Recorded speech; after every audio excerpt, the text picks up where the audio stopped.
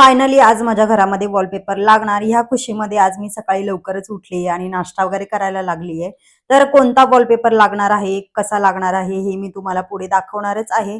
तर video skip करू नका, शेवटपर्यंत नक्की बघा. हाय हॅलो, हा व्हिडिओ जर तुम्ही पहिल्यांदाच बघत असाल तर तुमचं माझ्या चॅनलमध्ये स्वागत आहे. आणि हा व्हिडिओ जर माझे रेग्युलरचे ऑडियन्स बघत असतील तर हाय हॅलो, तुम्ही कसे आहात? सगळे मस्त ना? तर मस्तच राहा. आशा करते की तुम्ही खूप छान, मस्त आणि मजेतच असाल. आज जरा सकाळी मी लवकरच उठले होते, वीकेंड असून सुद्धा. तर असा ब्रेकफास्ट वगैरे तयार केला होता मी सकाळी आनंदात. तसं तर रोजच आनंदात करते बरं का, पण आज जरा जास्तीचाच आनंद आहे कारण आज वॉलपेपर लागणार आहे फायनली घरामध्ये. आणि त्याचीच ही सगळी तयारी, म्हणजे ते लोक यायच्या आधीच मला माझे काही बाकीचे कामं वगैरे उरकून घ्यायची होती. कारण ते लोक आल्याच्या नंतर पुन्हा घाई गडबड वगैरे होणार किंवा आपण त्यांच्याजवळ बसणार किंवा बघणार, आपल्याला एक वेगळीच एक्साइटमेंट असते. आता तुम्ही म्हणाल की त्यात काय एवढं, वॉलपेपर एवढं काय बघायचंय? पण आता माझ्या घरामध्ये तर पहिल्यांदाच वॉलपेपर लागणार आहे. मी याच्या आधी कधी वॉलपेपर वगैरे लावून घेतलेला नाहीये. त्याच्यामुळेच ही सगळी एक्साइटमेंट आहे की लागल्याच्या नंतर कसा दिसणार आहे किंवा ते लोक कसं लावतात, कोणत्या पद्धतीने लावतात हे मला बघायची खूप एक्साइटमेंट आहे. म्हणून मी ना आधीच विचार करून ठेवला होता की ज्या दिवशी ते लोक येणार आहेत तर त्या दिवशी लवकरच सकाळी उठेन, मस्तपैकी रेडी वगैरे होईल. पण आता इथे काही मस्तपैकी रेडी वगैरे नाही झालेले मी. रेग्युलरच वगैरे आहे माझं सगळं रुटीन वगैरे चालू. फक्त थोडीशी लवकर उठली आणि ब्रेकफास्ट वगैरे करायला घेतलेला. कारण आपण जर लेट उठलो ना तर बाकीची सुद्धा कामं आपली लेटच होत जातात. त्याच्यामुळे आज लवकर नाश्ता वगैरे बनवून ब्रेकफास्ट वगैरे करून घेतला होता आम्ही. हल्ली प्रत्येक विकेंडला ना स्मितची एक वेगळीच फरमाईश असते. तशीच आजच्या विकेंडला सुद्धा आहे. तर त्याला आज पाणीपुरी खायची आहे आणि त्याला माझ्या हातची, म्हणजे बाहेरच्या पेक्षा घरातली पाणीपुरी खूप म्हणजे खूपच आवडते. तर इथे तेच वाटाणे वगैरे भिजत घालायचे होते. कारण ना मी परत दुसऱ्या कामांना लागले की माझ्या लक्षात नाही राहत आणि तो नंतर मला ओरडत बसतो की आई, मी तुला सांगून सुद्धा तू भिजत नाही घातलेस वाटाणे. तो दरवेळेस मला आठवण करून देत असतो की आई, तू वाटाणे भिजत घातलेस का? आणि मग मी वाटाणे भिजत घालत असते, असं होतं. पण यावेळी मी स्वतःच विचार करून ठेवला होता की मला आधी वाटाणे भिजत घालायचे आणि म्हणून मी ते पहिल्यांदा भिजत घालून घेतले होते. माझे भाजलेले शेंगदाणे वगैरे संपले होते तर इथेच ते शेंगदाणे वगैरे भाजून घेतले. आणि मला खास करून ओव्हन मधले भाजलेले शेंगदाणे ना खूप आवडतात. मस्त खरपूस भाजले जातात. कढईमध्ये भाजायला घेतले की आपल्याला लक्ष पण ठेवून राहावं लागतं की जळतील का किंवा स्लो गॅसवर भाजावे लागतात आणि आपला टाइम सुद्धा तेवढा वेस्ट होतो. कुठे हलता विलता येत नाही, काही दुसरी पण कामं करता येत नाही. त्याच्यामुळे मी असं ओव्हन मध्ये ठेवून देते. आपला टाइम वगैरे सेट केला की त्याचं होऊन जातं आणि आपली सुद्धा बाकीची कामं होऊन जातात. आमच्याकडे ना जास्त करून शेंगदाण्याचे कालवणं वगैरे जास्त होतात. त्याच्यासाठी हे शेंगदाणे भाजून वगैरे असले ना तर बरं पडतं. लगेच घेतलं की मसाल्याला वगैरे वाटता येतं, म्हणून मी असे शेंगदाणे वगैरे भाजून ठेवत असते. आता हे शेंगदाणे ना आपण पाखडून घेतो, तर ते पाखडले ना तर जास्तीचा कचरा वगैरे होतो, तर त्यासाठीच मी ते हा जुगाड लावलाय. आपण अशा काही छोट्या-छोट्या आयडिया लावून ना आपलं काम वाचवू शकतो असं मला वाटतं आणि म्हणूनच मी अशा काही आयडिया लावत असते.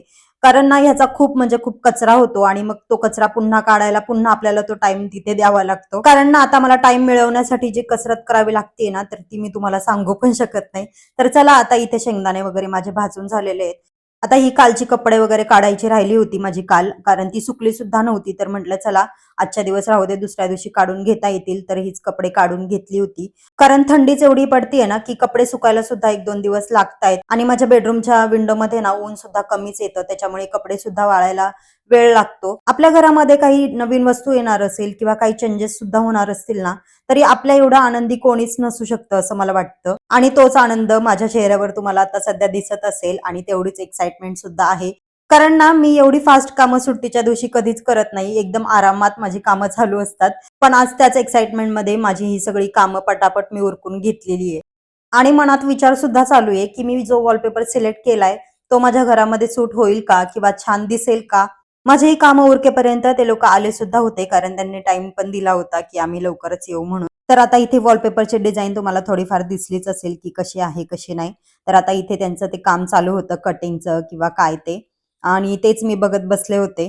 आम्ही हा वॉलपेपर ना शॉपमध्ये सुद्धा जाऊन बघितलेला आहे, कॅटलॉगमध्ये. आणि तोच कॅटलॉग घरी आणून सुद्धा बघितलाय की कसा वाटतोय कसा नाही, कारण आपल्या घराच्या लाईटीमध्ये आणि त्या तिथल्या शॉपच्या लाईटमध्ये खूप फरक असतो. तर आता आम्ही घरी आल्याच्या नंतर सुद्धा तो वॉलपेपर बघितला होता आणि भिंतीवर लावल्याच्या नंतर वॉलपेपर वेगळा दिसणार आहे. आता बघूया भिंतीवर लावल्याच्या नंतर तो कसा दिसतोय कसा नाही. कारण ना मला भीती होती, की मी चॉईस केलाय तर खरं, पण भिंतीवर जेव्हा लागणार तर तेव्हाच मला खरं कळेल, की तो कसा दिसणार आहे. आणि ज्यांच्याकडून आम्ही वॉलपेपर घेतला ना, तर त्याने सुद्धा आम्हाला चांगलं गाईड केलं होतं, की तुम्ही असं घ्या, तसं घ्या वगैरे म्हणजे घर बघून. तर बघा इथे वॉलपेपर वगैरे इन्स्टॉल झाला होता आणि असा काहीसा दिसतोय. समोर प्रत्यक्षात आणि कॅमेरामध्ये भरपूर फरक दिसतो गोष्टींमध्ये, तर तसाच ह्या वॉलपेपरचं सुद्धा आहे. कॅमेरामध्ये माहिती नाही तुम्हाला कसा वाटेल, कसा नाही. पण लावल्याच्या नंतर मला तरी तो छान वाटला आणि बघा जवळून ना त्याची फिनिशिंग वगैरे अशी दिसतीये आणि खूप मस्त वाटतोय हा. कुठेही असं जॉइन वगैरे केलेलं दिसत नाहीये, कारण आम्ही पेपर क्वालिटी सुद्धा तशीच सिलेक्ट केली होती. आणि ज्याने इन्स्टॉल करून दिला त्याने पण अगदी छान पद्धतीने तो लावला होता. तर आता इथे बघताय तुम्ही अशी शाईन आहे वॉलपेपरला. आता ही शाईन जेवढी कॅमेरामध्ये दिसत नाहीये ना, तर ती प्रत्यक्षात मला दिसतीये. आणि मला असाच काहीसा वॉलपेपर हवा होता लिव्हिंग रूममध्ये, असा ट्रॉपिकल वगैरे. कारण आता सध्या असाच काही ट्रेंड आहे. सगळं झाल्याच्या नंतर वस्तू जागच्या जागी सुद्धा ठेवणं येतच. तर आता इथे सगळ्या वस्तू वगैरे जागच्या जागी ठेवून देतीये. आणि तुम्हाला माझ्या हॉलच्या विंडोमधून असा लुक काहीसा दिसतोय वॉलपेपरचा. आपल्या घरामध्ये एक जरी वस्तू चेंज झाली ना, तरी घराचा लुक चेंज होतो. तर तसंच काहीसं माझं सुद्धा झालंय. वॉलपेपर चेंज केल्यामुळे ना लिव्हिंग रूमचा लुक सुद्धा एकदम वेगळा वाटतोय मला. आणि ज्या गोष्टीमुळे लुक चेंज झालाय, तर त्याच गोष्टीकडे आपलं सारखं-सारखं लक्ष जात असतं आणि आपण सारखे-सारखे बघत असतो. तर तसंच माझं सुद्धा होतं. कारण आपण आपल्या घरासाठी एखादी गोष्ट सिलेक्ट करतो ना, तर तेव्हा एक वेगळंच प्रेशर असतं आपल्यावर, की ती छान दिसेल का नाही दिसेल किंवा काय होईल? सगळ्यांना आवडेल का? असं एक वेगळंच प्रेशर असतं आणि मला लावल्याच्या नंतर ते वेगळं समाधान वाटलं, की चला छान लागलाय वॉलपेपर आणि छान दिसतोय सुद्धा. तर संध्याकाळी आम्हाला थोडं बाहेर जायचं होतं, तर ग्रीन टी वगैरे केली आणि जरा ग्रीन टी वगैरे पिऊन थोडीशी रिलॅक्स झाले. कारण दिवसभरी कामं वगैरे चालूच होती आणि डोकं पण थोडंसं शांत झालेलं वॉलपेपर लागल्यामुळे. कारण जोपर्यंत ती गोष्ट होत नाही ना, तर तोपर्यंत आपल्या मनात सारखे विचार चालू असतात, की कधी होईल, कशी होईल, काय होईल? कारण ना अजून बाकी थोडीफार कामं आहेत, तर ती सुद्धा करून घ्यायची होती. तर संध्याकाळी तिकडनं आल्याच्या नंतर पाणीपुरी करायला घेतली होती, कारण स्मितची फर्माईश होतीच. तर संध्याकाळी जास्त असं काही जेवणाचं टेन्शन नव्हतं.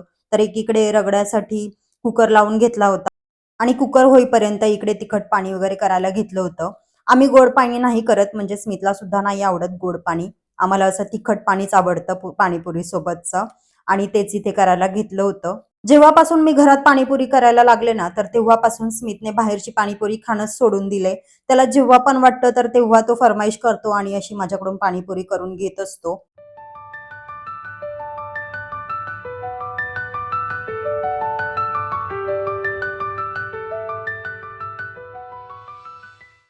आता इथे तिखट पाणी वगैरे करायला घेतलंय आणि जेव्हा हे पाणी आपण फ्रेश असं करतो ना, घरातलं पाणी जेव्हा आपण हे तिखट करतो ना, तर हे काही वेगळंच लागतं. आपण बाहेरची पाणीपुरी खातो ना, त्यातलं पाण्याची टेस्ट आणि घरामध्ये आपण हे पाणी बनवतो ना, त्याची टेस्ट एकदम वेगळी लागते.